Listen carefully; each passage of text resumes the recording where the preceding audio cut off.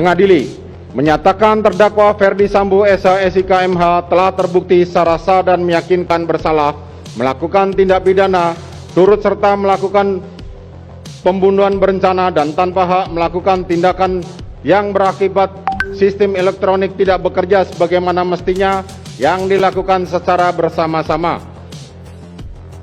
Menjatuhkan pidana kepada terdakwa tersebut oleh karena itu dengan pidana mati. Memerintahkan terdakwa tetap berada dalam tahanan, menetapkan barang bukti tetap terlampir dalam berkas dikembalikan kepada penuntut umum untuk digunakan dalam perkara lain. Menetapkan terdakwa tetap berada dalam tahanan,